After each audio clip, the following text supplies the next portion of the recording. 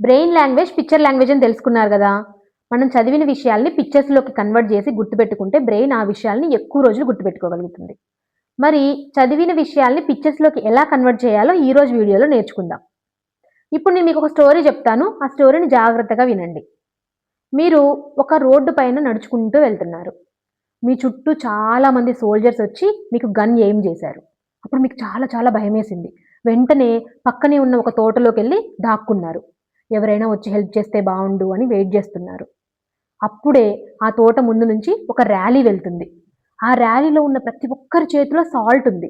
ఆ ర్యాలీకి లీడర్ ఎవరంటే గాంధీజీ. వాళ్ళందరూ గూడా క్విట్ ఇండియా, క్విట్ ఇండియా అని నినాదాలు జేస్తున్నారు. మీరు వెంటనే ఆ తోటలో నుంచొచ్చి ఆ ర్యాలీలో కలిసిపోయారు. మీరు గూడా క్విట్ ఇండియా, క్విట్ ఇండియా అని వాళ్ళతో పాటుగా కలిసి నినాదాలిచ్చారు. వెంటనే మన నేషనల్ ఫ్లాగ్ రెపరెపలాడుతూ కనబడింది. బావుందా స్టోరీ? ఈ స్టోరీని మళ్ళొక్కసారి రివైండ్ జేద్దాం. మీరు నడుచుకుంటూ వెళ్తున్నప్పుడు సోల్జర్స్ మిమ్మల్ని చుట్టుముట్టారు. అవునా? అదే సిపాయి మ్యూటినీ. వెంటనే మీరెక్కడికెళ్లారు? ఒక తోటలోకెళ్ళి దాక్కున్నారు. జలియన్ వాలా బాగ్. ఆ తోట ముందు నుంచి ఒక ర్యాలీ వెళ్తుంది.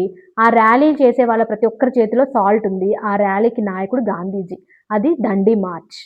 వాళ్ళందరూ ఏమని అరుస్తున్నారు? క్విట్ ఇండియా అని అరుస్తున్నారు. దండి మార్చ్ తర్వాత క్విట్ ఇండియా.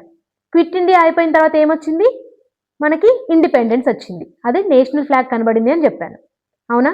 అంటే ఇక్కడ ఒక నేషనల్ మూవ్‌మెంట్‌లో ఉన్నటువంటి అన్ని సంఘటనల్ని, ఇంపార్టెంట్ సంఘటనల్ని మనం ఒక ఆర్డర్‌లో గుర్తుపెట్టుకోవాల్సొచ్చినప్పుడు ఈ విధంగా చిన్న స్టోరీ క్రియేట్ జేసుకుంటే వాటిని ఆర్డర్‌లో ఈజీగా గుర్తుపెట్టుకోవచ్చు.